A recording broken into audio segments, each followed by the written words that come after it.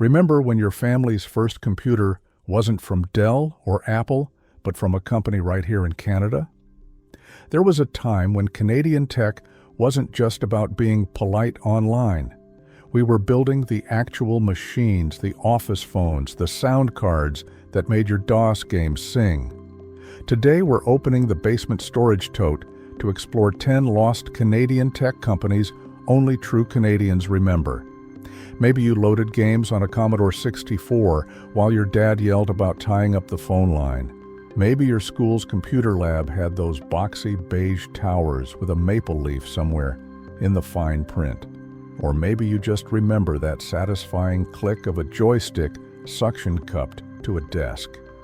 These weren't just brands. They were the soundtrack and machinery of growing up Canadian in the tech revolution. Which one hits you hardest? Let's dig in. Mitel. If you worked in an office during the 80s, you knew Mitel whether you realized it or not. They made business phone systems, the kind that ran entire office buildings. Picture the receptionist with a console that looked like mission control, lights blinking like a disco, transferring calls like it was an Olympic sport. Mitel started in Canada, Ontario, part of that Silicon Valley North vibe before we called it that. By the early 80s, they'd grabbed 14% of the US market for small business phone systems. That's enormous for a Canadian upstart competing against American giants. The memory that sticks, being put on hold, that tinny muzak, someone shouting, "Transfer me to accounting," across the office. The receptionist's console looked impossibly complex, like you needed a pilot's license to operate it. But then recession hit, R&D got expensive, delays piled up. In 1985, British Telecommunications bought 51% of the company, and the pure Canadian upstart story shifted into ownership turmoil.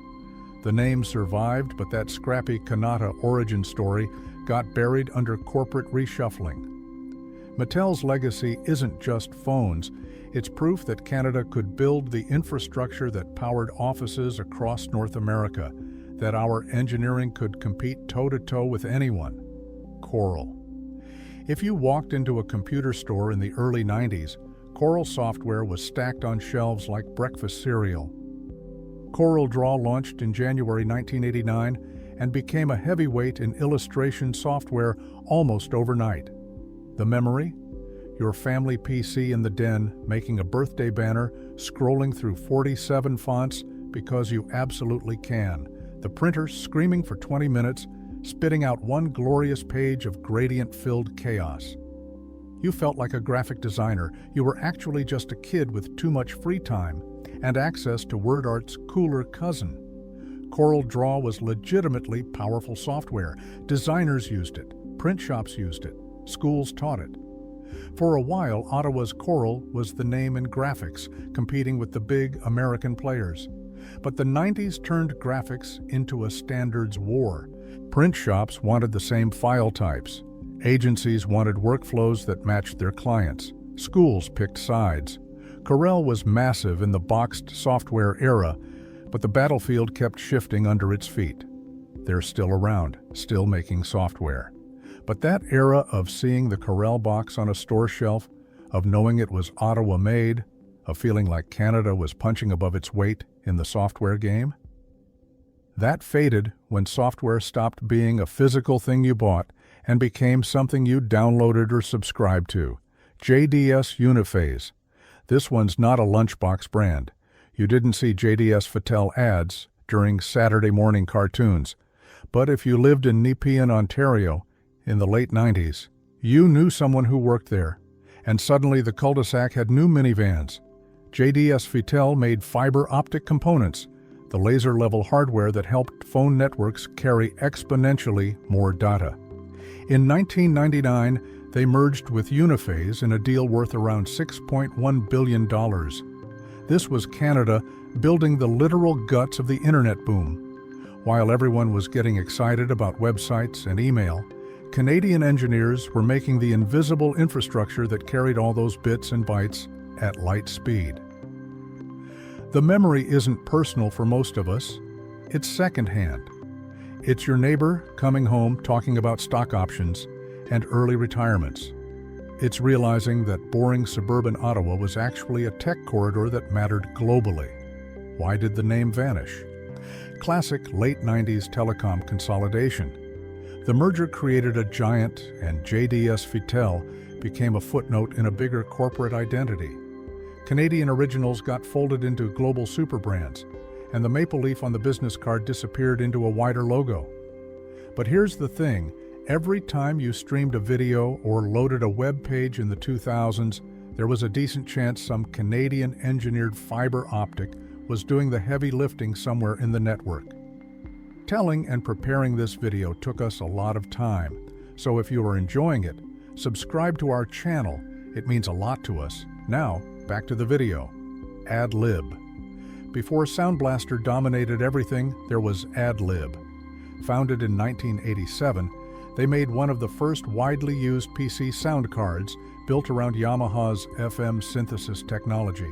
The memory is pure DOS games, configuring sound settings like you're defusing a bomb. And then, the first time your PC doesn't just beep, it plays an actual melody. You're sitting there, age 10, feeling like you're living in the future. AdLib's card was the standard for a hot minute. Game developers supported it. It was the sound card to have. Your PC went from glorified calculator to multimedia machine. But then Creative Labs' Sound Blaster came in swinging. Better compatibility, better features, better marketing. AdLib tried to respond, but the market had already moved. By 1992, they'd filed for bankruptcy. It's a classic tech story. First doesn't always mean best, and being good isn't enough if someone else is better and louder. But for Canadian kids who heard their first synthesized game music through an AdLib card, that moment of technological magic was pure, homegrown innovation. Electrohome. Electrohome made televisions, not flat screens, not smart TVs, big, heavy, living room furniture televisions that you could set a lamp on. For decades, they were Canada's largest TV manufacturer. The memory.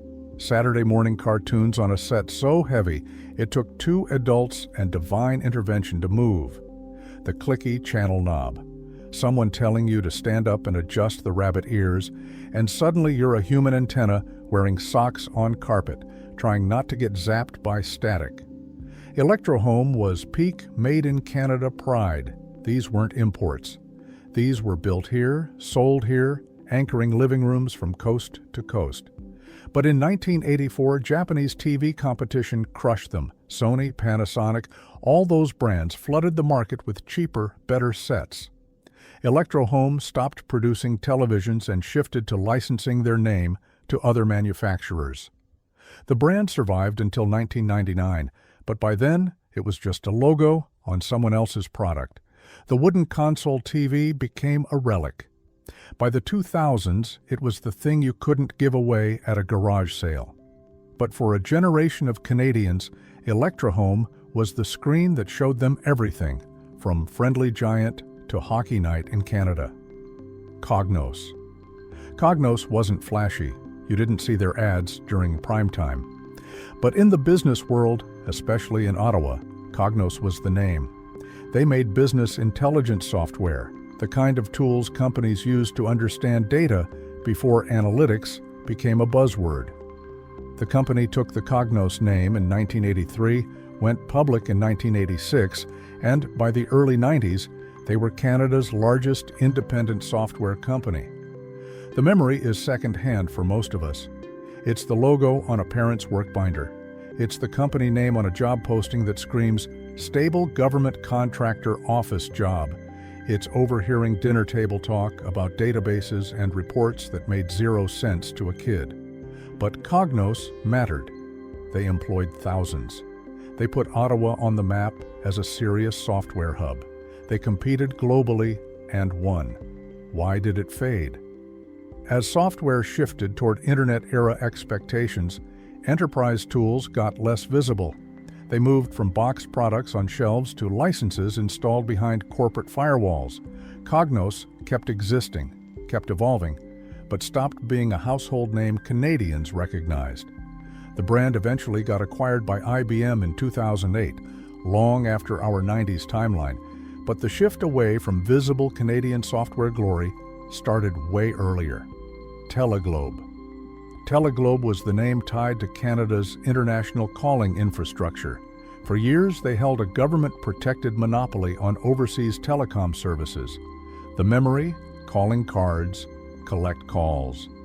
Timing a call to family abroad like you're planning a moon landing. Because long distance isn't cheap. The phrase, "it's long distance," carrying actual weight. Parents calculating time zones and per-minute rates before dialing. Teleglobe's monopoly meant if you were calling overseas from Canada, your money likely flowed through them at some point. It was infrastructure, not a consumer brand, but anyone who made international calls felt the impact.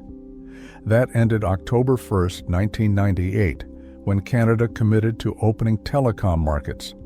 Competition moved in. The one name everyone goes through era collapsed. Teleglobe, as Canadians knew it, vanished into the newly competitive landscape. It's a reminder that some Canadian tech wasn't about cool gadgets. It was about the invisible wires and systems that connected us to the world, the boring infrastructure that made modern life possible. Commodore, the Commodore 64. If you were a Canadian kid in the 80s, you either had one, knew someone who had one, or desperately wanted one. Introduced in 1982, the C64 is credited by Guinness as the best-selling desktop computer model ever, 12.5 million units. That's not a typo. That's a cultural phenomenon with a motherboard. The memory is universal, loading a game from cassette tape or floppy disk. Waiting longer. The screen flashing nonsense, rebooting, trying again. And then, success. Pure digital joy. Your allowance transformed into pixels and 8-bit sound. The C64 wasn't just Canadian. Commodore was founded in Toronto. We built the machine that introduced millions of people worldwide to home computing. Kids learned to code on it. Families gathered around it. It was the first computer for countless households. But by the early 90s, the PC world consolidated around IBM-compatible machines. Commodore struggled with internal problems, market shifts, and competition. They filed for bankruptcy in April 1994. The Commodore 64 remains a legend. Retro gaming communities still celebrate it. But the company that put a piece of the future in millions of homes? Gone. That's the bittersweet core of this whole list. The innovations lasted, but the companies didn't. Advanced Gravis computer technology.